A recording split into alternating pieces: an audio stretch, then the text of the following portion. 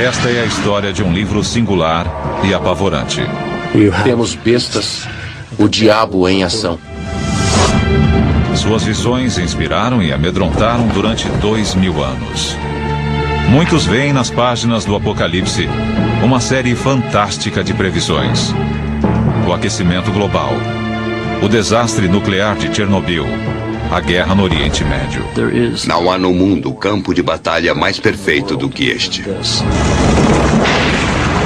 E alguns acreditam que o livro é um guia para um dos maiores enigmas de todos, a data do fim do mundo. Será que o Apocalipse contém esse segredo? Novos indícios revelaram que a chave do mistério deste último livro da Bíblia está nas areias da atual Turquia, e que o número infame da besta pode não ser 666.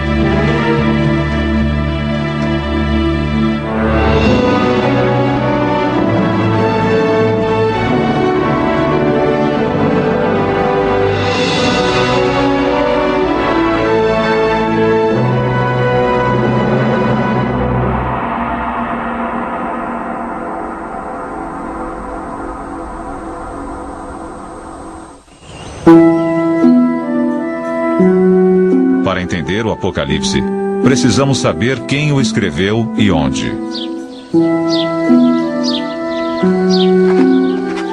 Aproximadamente 60 anos após a morte de Jesus, uma coleção de pergaminhos foi entregue à pequena comunidade cristã em Éfeso, na Ásia Menor, atual Turquia.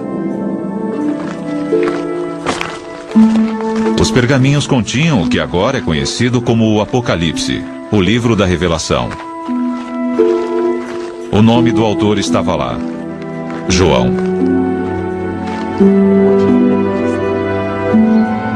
Segundo a tradição, foi o discípulo João, pescador e filho de Zebedeu, autor do Evangelho de João, quem cuidou de Maria, mãe de Jesus, após a crucificação de seu filho.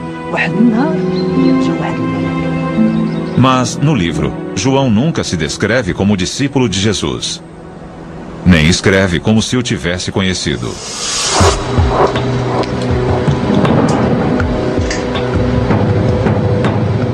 Agora, novos métodos científicos podem ajudar a solucionar a questão sobre quem foi o verdadeiro autor. Sir Anthony Kenny é um perito de destaque em estilometria, que analisa as técnicas da escrita. O que mais caracteriza os autores não são aquelas palavras especiais consideradas favoritas, mas a frequência com que usam palavras muito comuns. Duas dessas palavras comuns examinadas por Sir Anthony foram de, um termo similar a mas, e kai, que significa e.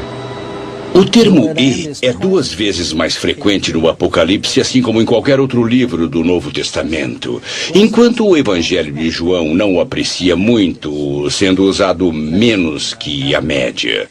Por outro lado, o termo grego de, que é muito frequente em qualquer outro texto grego que já conheci, ocorre apenas 7 vezes em todo o livro da Revelação. Sir Anthony fez 99 testes similares aos do Apocalipse no Evangelho de João. Seus resultados foram conclusivos. Usando uma simples técnica de estatística, consegui reunir esses 99 testes de uma forma em que pude discriminar os textos. E, no final, eu vi que o 4º Evangelho e o Apocalipse eram coisas distintas.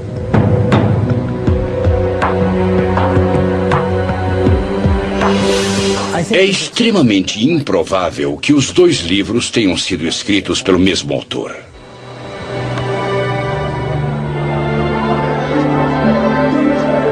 Sendo assim, tudo indica que João, o discípulo, não escreveu o Apocalipse. Greg Carey, perito no assunto, acredita que haja outras pistas no livro que indiquem o seu autor. João se dirige ao seu público de um modo direto. Ele diz: eu, João, seu irmão, como se fosse alguém que os conhecesse e que eles reconheceriam. O Apocalipse começa com uma série de 7 epístolas para igrejas localizadas na Ásia Menor ou no sudoeste da Turquia. Cada epístola é dirigida a uma única igreja, parabenizando-a por suas virtudes ou admoestando-a por suas falhas. Então, conclui-se que João conhecia essas igrejas e havia estado presente nelas. Há uma outra indicação de que João estava escrevendo a uma congregação.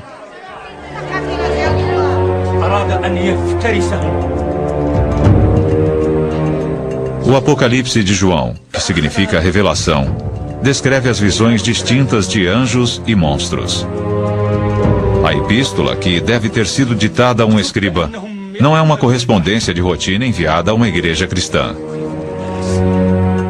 João tem algo importante a dizer e usa a imaginação de sua plateia para ajudar a expor suas ideias. É importante lembrar que o Apocalipse foi escrito para ser ouvido. João abençoa os que ouvem as palavras da profecia, assim como aquele que a lê presumivelmente em voz alta para uma plateia. Havia uma necessidade aparente de que o Apocalipse fosse escrito para os ouvidos e não para os olhos. A maioria das antigas comunidades cristãs tinha algumas pessoas alfabetizadas e elas provavelmente eram líderes daquela comunidade, mas a maioria era analfabeta e isso refletia a sociedade em geral. É quase certo que João fosse um homem de autoridade na igreja, escrevendo para os seus rebanhos na Ásia Menor. Mas isso ergue uma questão fundamental. O dragão de 7 cabeças e os 4 cavaleiros apavorantes são imagens incomuns, mesmo para os padrões do século I. O que fez João recorrer a imagens tão medonhas para transmitir sua mensagem? Para entender o verdadeiro significado do livro, precisamos voltar às suas raízes. Segundo a Bíblia, João escreveu o Apocalipse na ilha de Patmos, perto da costa turca, naquela época sob o controle do Império Romano. João diz aos fiéis que está na ilha por causa da palavra de Deus e o testemunho de fé em Jesus. Sempre que o Apocalipse menciona o testemunho de Jesus, ele o liga a sofrimento. Na verdade, a palavra grega martus para testemunha se transformou no nosso termo mártir e assume esse sentido primeiramente no livro da Revelação.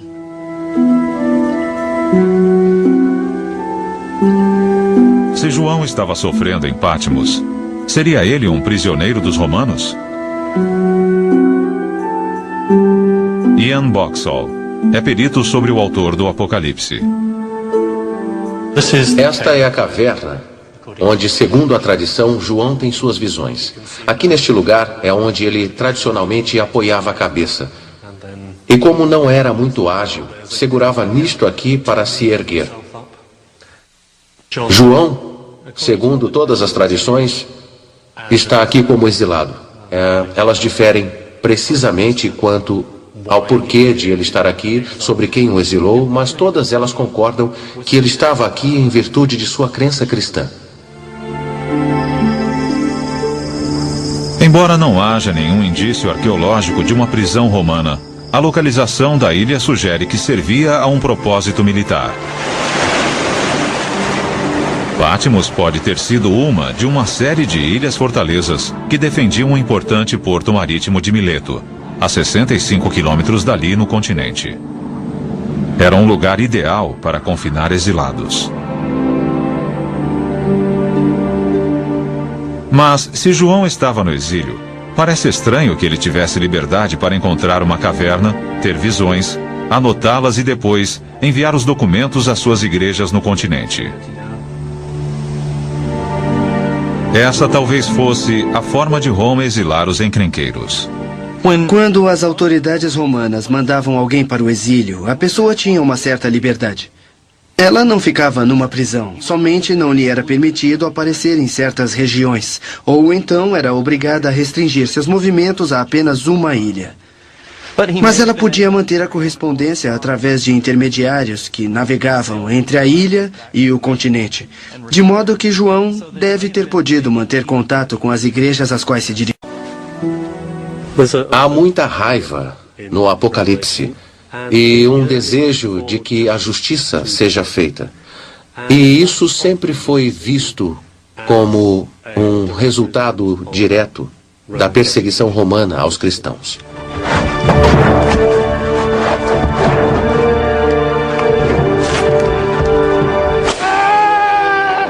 Diante disso, João tinha toda a razão de estar revoltado. O fato é que no século I, as autoridades romanas perseguiam sistematicamente os cristãos por todo o império. Acredita-se que a violência começou cerca de 20 anos antes de o Apocalipse ser escrito sob o reinado do imperador Nero, em 64 d.C. Segundo a tradição, Nero culpava os cristãos pelo incêndio trágico e catastrófico que devastou a cidade naquele ano. Alguns cristãos foram crucificados. Ele usou seus corpos como tochas para iluminar os caminhos até a cidade. Foi uma experiência tão devastadora que as lembranças de Nero marcaram as primeiras comunidades cristãs. A maioria dos acadêmicos concorda que Nero realmente perseguiu os cristãos. Mas o Apocalipse provavelmente não foi escrito sob Nero. Foi datado por volta de 90 d.C., no reinado do imperador Domiciano. Indícios no próprio livro parecem indicar que Domiciano era bem menos brutal que Nero. Se o Apocalipse tivesse sido motivado pela perseguição à comunidade de João, era de se esperar que ele citasse uma série de mártires pelo nome. Na verdade, o livro da Revelação menciona apenas um. O livro é obcecado por aqueles que morreram em virtude de seu testemunho a Jesus, e seu número chega a milhares. Mas ele apenas menciona um, chamado Antipas, que morreu por causa do seu testemunho de fé.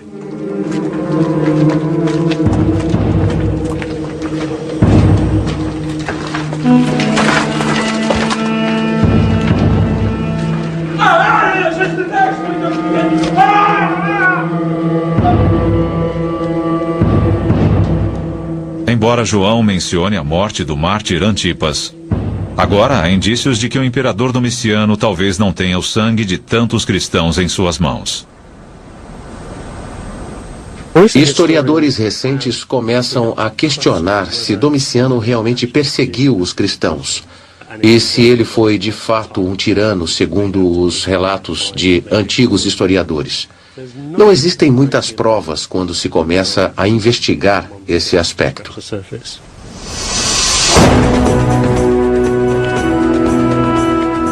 Se os cristãos não estavam sendo perseguidos, é difícil imaginar como o Apocalipse exerceu qualquer impacto sobre seu público. João deve ter tido outro alvo.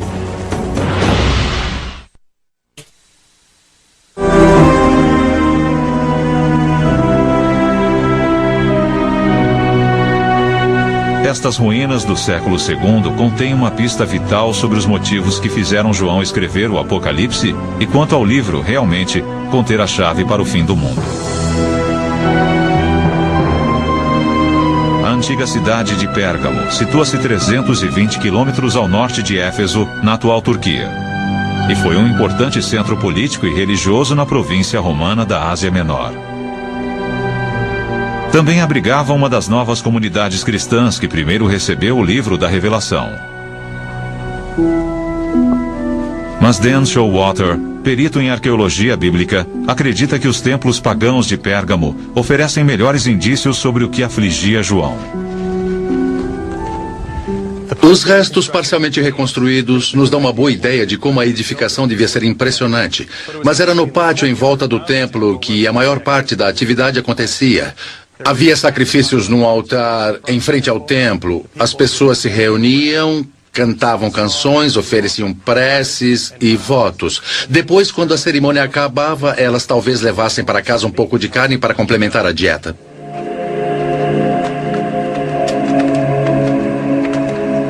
João estava familiarizado com a veneração pagã, mas essa prática religiosa crescia em popularidade e estava em conflito direto com o cristianismo.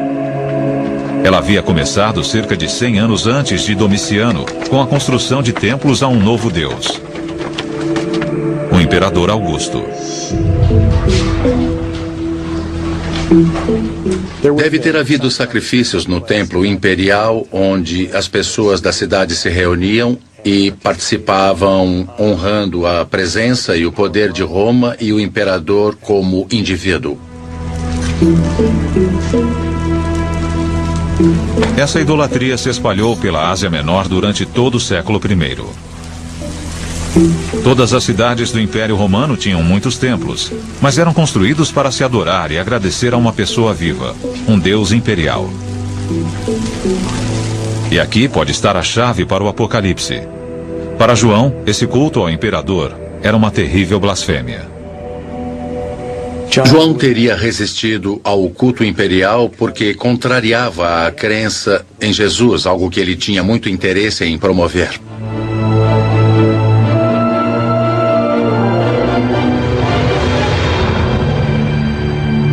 Mas o indício mais evidente de que o império, especialmente o culto imperial, era o alvo de João, vem de uma de suas visões mais apavorantes. Uma besta terrível que declara guerra ao povo de Deus. A besta, ele escreve, exige veneração. E isso fornece a primeira pista quanto ao que isso realmente representa. A adoração aos deuses imperiais havia se tornado extremamente popular, a ponto de as pessoas que não participassem serem consideradas como pessoas desleais. Nessa estranha visão, a besta não tinha uma cabeça, mas 7. Na época de João, 7 imperadores haviam governado o império. João nos diz que são 7 reis ou soberanos. E embora os estudiosos discordem quanto ao qual imperador romano essas 7 cabeças representam, elas parecem representar o poder imperial romano. João também associa a besta às 7 colinas. E é claro, a cidade de Roma era conhecida na época, assim como hoje, como a cidade das 7 colinas.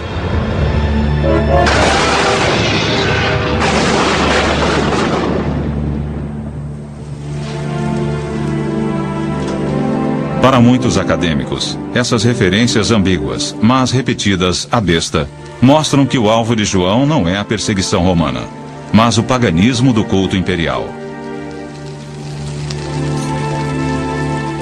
Porém, a história toda não acaba aí. O público de João, como cristãos fiéis, teria compartilhado de suas visões e, portanto, não haveria necessidade de escrever a tal carta. Porém, uma olhada mais detalhada no texto do Apocalipse revela por que João achou que seria tão importante difundir sua mensagem. Parece que ele ficou alarmado com o comportamento de alguns membros de seu rebanho. Uma dessas igrejas se encontrava em outra parte do Império Romano. Ao sul de Pérgamo ficava a antiga cidade de Éfeso.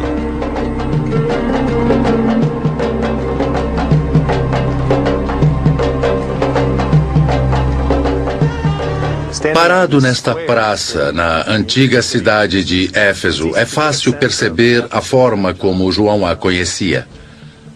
As ruas eram cheias de gente e as lojas vendiam muitas coisas. Era uma antiga cidade portuária para onde vinham as pessoas de todo o Mediterrâneo e de mais além para negociar, trocar ideias e às vezes compartilhar religiões. Neste caldeirão cultural mediterrâneo, a igreja cristã era só uma pequena minoria. Um teatro como este acomodava 25 mil pessoas e a comunidade cristã, as igrejas daqui, provavelmente representavam uma porcentagem bem pequena disso. Os cristãos deviam encher apenas algumas fileiras.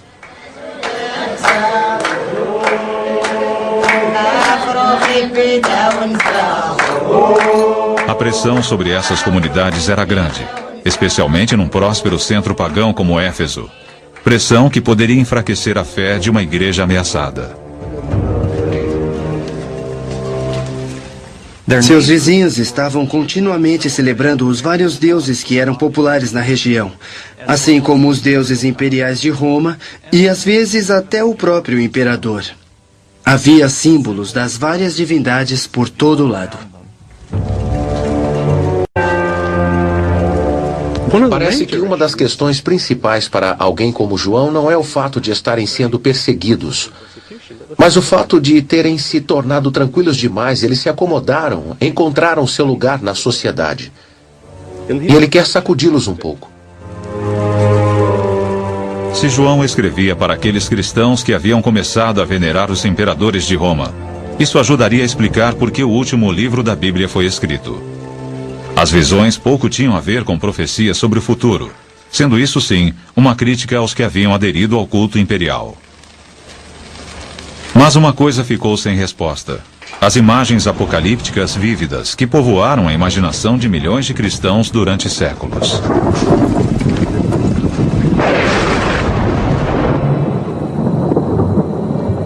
Que significado essas visões poderiam ter para as igrejas de João? Talvez pouco tivessem a ver com o culto do imperador divino, e tudo a ver com as visões de um futuro aterrorizante.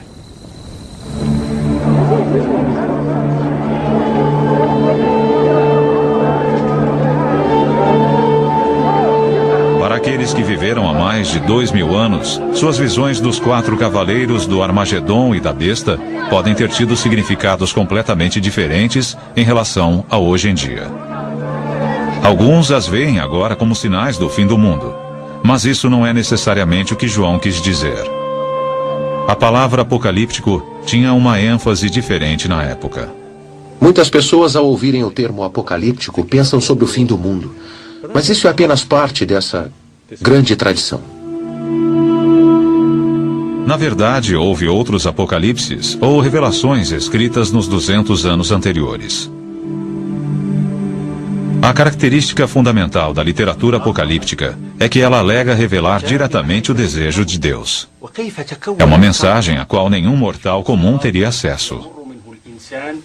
Não passam de histórias. Um ser humano visionário tem essa experiência reveladora, dramática, e pede ajuda a um ser celestial para que possa explicar o que ele está vendo e sentindo. Então, o Apocalipse se revela como histórias que descrevem essas experiências. O Apocalipse promete aos seus leitores uma fuga da dura realidade da vida cotidiana. Para os cristãos do século I, os escritos de João oferecem um mundo onde a fé triunfa. Eles prometem aos seguidores um mundo de Deus, seja no reino celestial ou no futuro próximo. E é um mundo no qual os fiéis serão recompensados pela sua fé, a justiça prevalecerá e a maldade será julgada. João estava em boa companhia. Alguns estudiosos acreditam que o próprio Jesus foi profundamente influenciado pela literatura apocalíptica. Uma das orações mais famosas do mundo parece compartilhar os mesmos temas do livro da Revelação.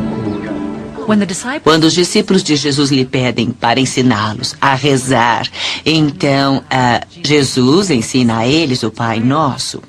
E essa oração pode ser lida de forma apocalíptica.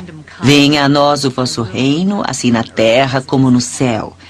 E isso implica que o reino de Deus ainda não veio para a terra, que a vontade de Deus não está sendo cumprida na terra. É como o livro da Revelação, onde Deus e Cristo são exaltados no céu. E o Pai Nosso pode até incluir sua própria besta. Com a chegada do reino de Deus, os poderes do mal farão tudo para combatê-lo. Então, temos as bestas, temos a ação do demônio e talvez este seja o significado do final do Pai Nosso. Não nos deixeis cair em tentação, mas livrai-nos de todo o mal. Provavelmente livrai-nos do mal maior, do poder de Satã. Se Jesus usou imagens apocalípticas, por que não o seu discípulo João?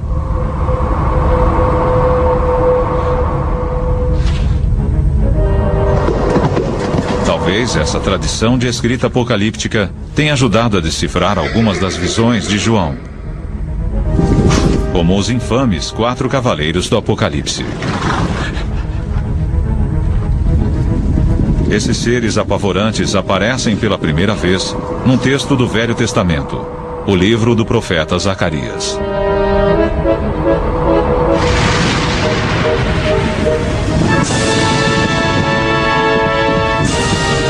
Mas João não apenas copiou essas imagens. Seu talento foi atualizá-las para o século I. Em Zacarias, cada cavalo está ligado a uma determinada cor. João aproveita essa ideia, mas lhe dá uma nova conotação. Seu público, no século I, provavelmente teria entendido o significado das cores. Ian Boxall acha que pode desvendar o código de João. João parece tornar o significado das cores mais explícito. Temos um cavalo vermelho. Vermelho é a cor do sangue e, segundo a tradição, a cor daquela luxúria idólatra que deu a Roma sua dominância, mas às custas de muito sangue derramado. O cavaleiro sobre o cavalo negro parece simbolizar a fome e o desastre, o resultado da guerra. Há também um cavalo pálido, meio esverdeado, a cor repulsiva da própria morte. Mas um cavaleiro descrito por João, que monta o cavalo branco, tem um arco na mão. Esta sugestão de vingança está na mente de João. Ele acredita que virá das mãos de um inimigo declarado de Roma. Qualquer cristão comum sabia que o grande inimigo de Roma, a grande ameaça a Roma, no leste, o Império Parteno, tinha uma cavalaria que portava arcos. Os partenos estão a caminho e o resultado será a destruição desse império aparentemente inexpugnável. Mas os 4 cavaleiros não são as únicas imagens apocalípticas do livro. E tão famosa quanto elas é o Armagedon, o campo de batalha onde o Apocalipse diz que as forças do bem e do mal irão guerrear. Indícios arqueológicos mostram que essa imagem também procura evocar o ódio contra os romanos.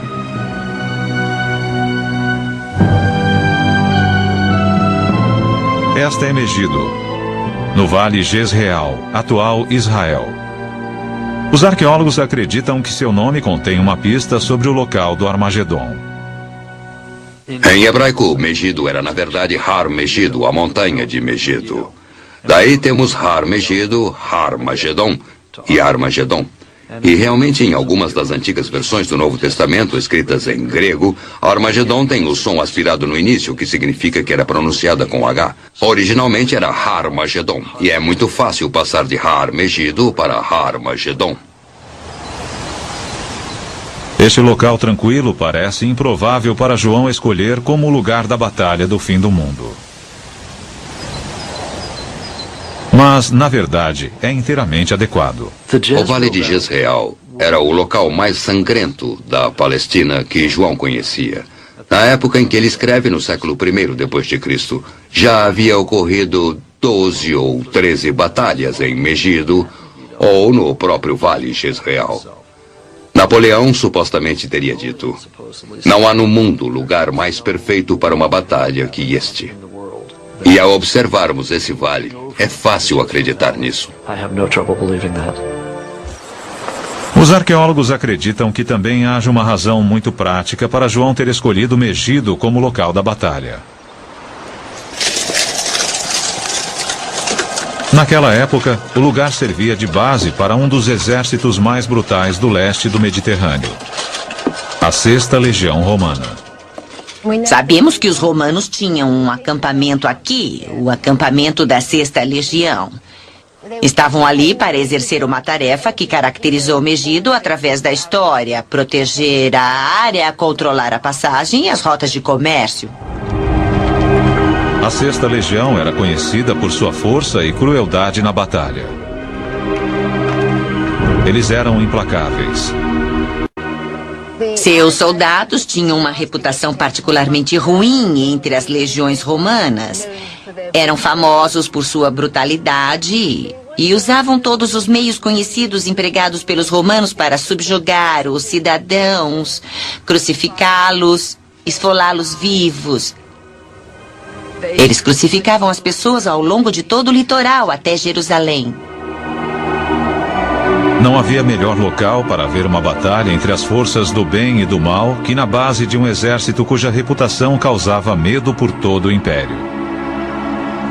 Qualquer um naquela época sabia que os legionários estavam acampados aqui. Eram as forças das trevas atuando em Megido. João percebeu que qualquer batalha importante para o controle dessa região ou do mundo teria de envolver Megido. Havia sido essencial nas batalhas anteriores. Segundo seu ponto de vista, não havia motivo para supor que não seria essencial nas batalhas futuras.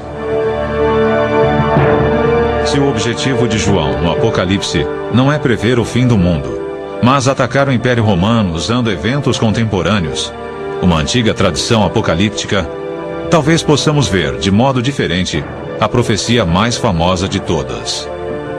666. O número da besta.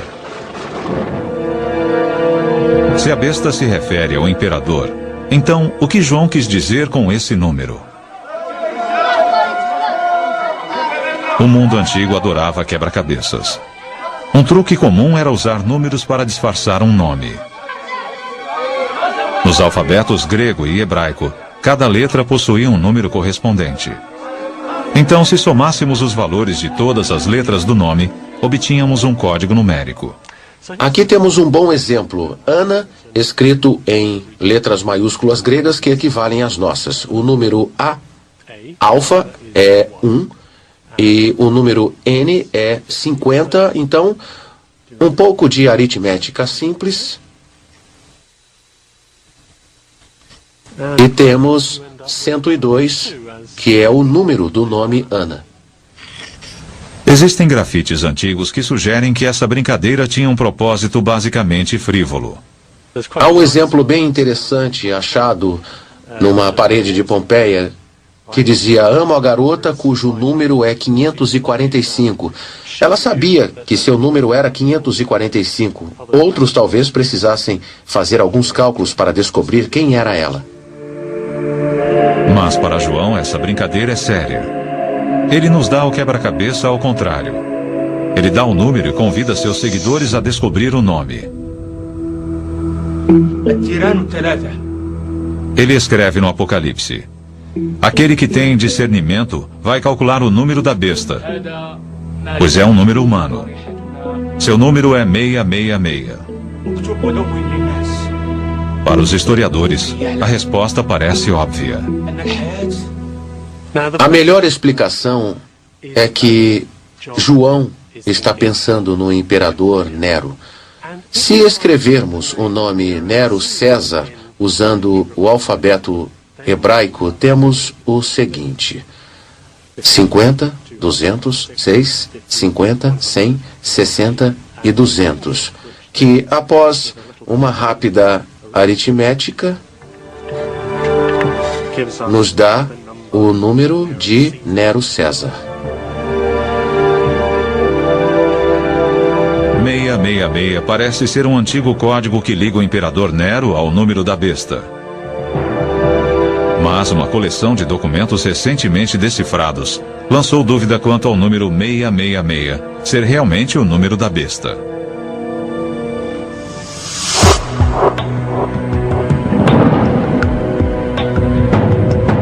Há 100 anos, um grupo de arqueólogos britânicos que escavava na antiga cidade egípcia de Oxirhynchus fez uma descoberta fascinante. Não um tesouro enterrado, mas papel descartado num monte de lixo com 9 metros de profundidade. Todo esse material foi levado a Oxford, onde desde então tem sido limpo, catalogado e traduzido. Em 1999, um fragmento de papiro foi identificado como sendo um extrato do século III do livro do Apocalipse. Um exame mais cuidadoso revelou que o número mais infame do mundo não era o que parecia. Aqui temos um minúsculo fragmento. Foi escrito por alguém que era um bom escriba, que escrevia de um modo claro para as pessoas, mas também escrevia bem depressa.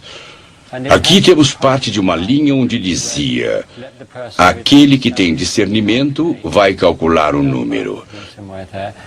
E depois 3 letras que representavam um numeral. As letras são Chi, que equivale a 600, Iota, que seria o nosso eu e equivale a 10, e estigma, no final, equivale a 6. Então, o número aqui, obviamente, é 616. Se o número da besta é 616, então não corresponde a Nero. Isso indica que o verdadeiro alvo de João era outra pessoa. Se aplicarmos as mesmas regras da brincadeira com os números, surge uma outra figura odiada. Outro imperador romano. Calígula foi imperador de 37 a 41. E Calígula, na verdade, era um apelido. Seu nome verdadeiro era Gaio. Se pegarmos o nome Gaio César e trocarmos por letras gregas, teremos Gaius Caesar.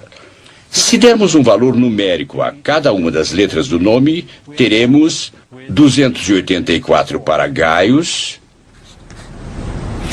e para Caesar 332. Isso nos dá 616.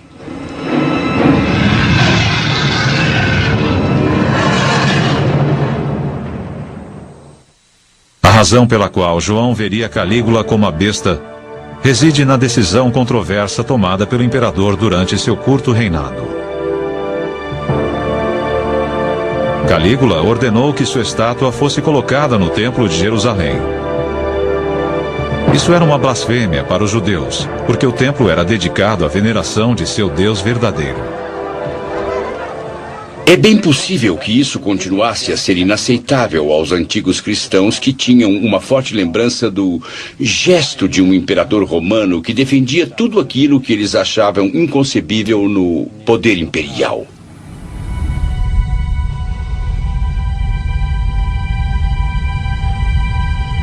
Se o Apocalipse não é uma profecia sobre o fim do mundo, mas um ataque contra Roma, onde ficam as visões de João? Poucos estudiosos negam que ele tivesse visões. Na verdade, as experiências visionárias são tão comuns em outros credos que, no caso de João, elas podem ter servido para inspirar seu rebanho.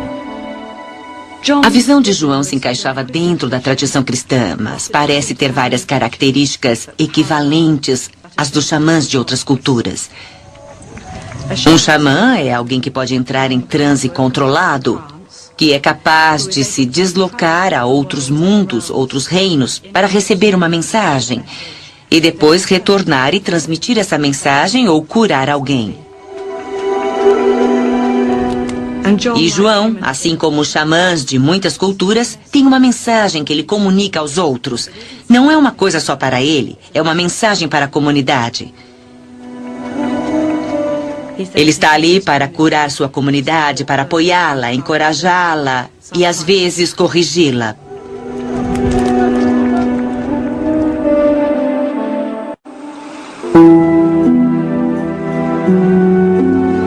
Todos os indícios disponíveis da arqueologia e história recentes sugerem que o livro da Revelação não é uma série de profecias prevendo o fim do mundo. Ao contrário, é uma mensagem urgente para uma plateia do século I, sob o risco de ser seduzida pelo culto imperial romano. Em vez de vermos João nessa ilha, contemplando o futuro sombrio e distante, assim como um clarividente contempla uma bola de cristal, talvez devêssemos vê-lo sentado na ilha contemplando o mar. As 7 igrejas estão do outro lado. Ele tem uma mensagem urgente para elas e quer que a ouçam. Porém, resta uma questão sobre as profecias de João. Se o Apocalipse é simplesmente o ataque de um líder da igreja contra os cristãos decadentes do século I, por que João parece ter um dom excepcional para prever eventos futuros? Seriam eles apenas coincidências ou, segundo algumas pessoas alegam, previsões acuradas sobre o fim do mundo?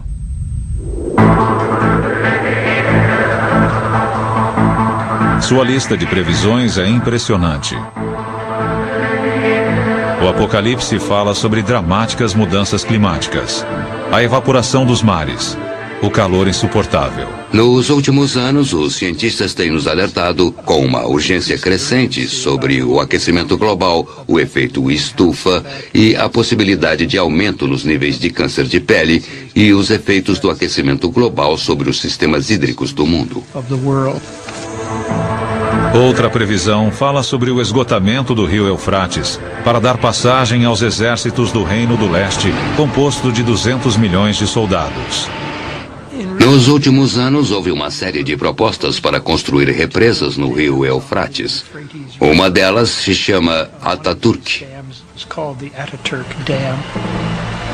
Na época em que os americanos e outros povos estavam muito preocupados com o comunismo chinês, foram feitos estudos sobre o tamanho do poderio militar chinês e algumas estimativas chegaram a 200 milhões de homens. Isso foi considerado como outro exemplo de uma profecia extraordinariamente precisa que se cumpria. Talvez a mais apavorante de todas seja a que fala de uma grande estrela chamada Absinto, que cai do céu sobre os rios, deixando-os amargos e matando muitas pessoas. Em Chernobyl, na Ucrânia, em 1986, houve um desastre nuclear considerado o pior da história mundial.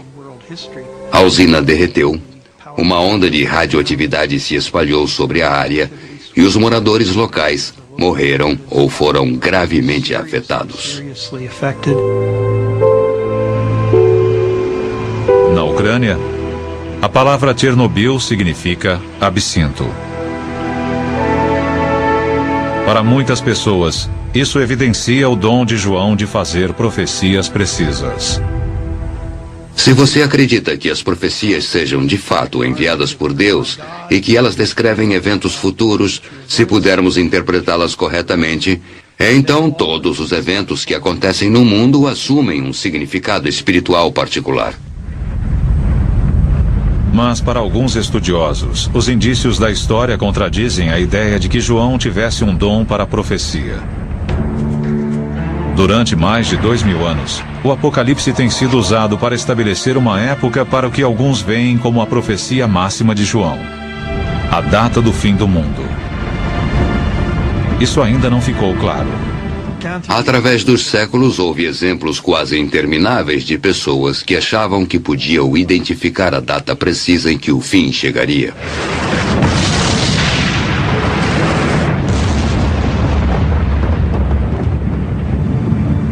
No ano 1000, na Europa, no século XIX, em 1843, 1844, no ano 1666, 1987 e no ano 2000, é claro.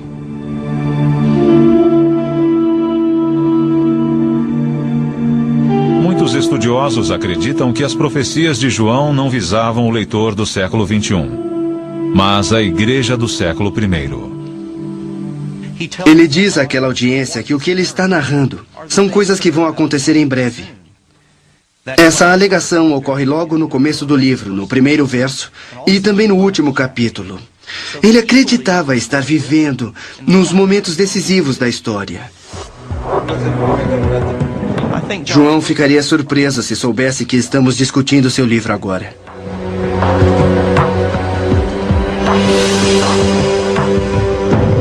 Embora pareça que o livro da Revelação não seja uma visão sobre o fim do mundo, como muitos esperavam e talvez muitos mais temessem, uma das profecias de João pode ter se realizado.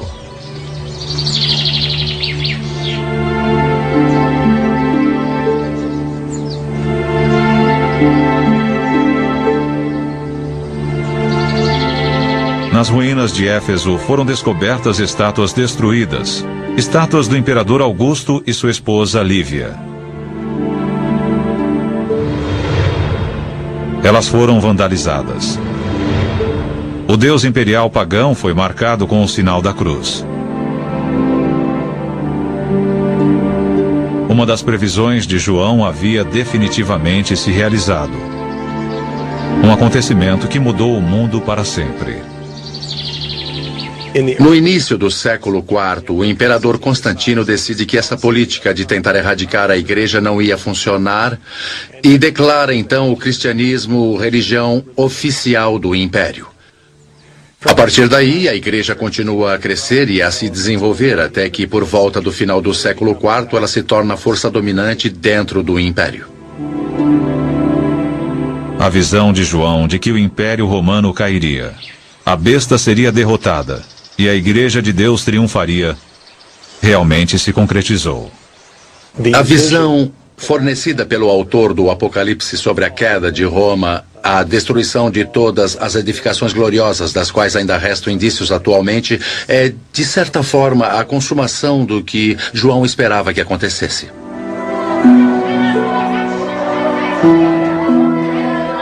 João de Patmos, o exilado enraivecido, pode não ter previsto apenas o fim do Império Pagão. Ele pode ter desempenhado um papel na sua queda, ao dar aos cristãos a coragem para fazer com que isso acontecesse.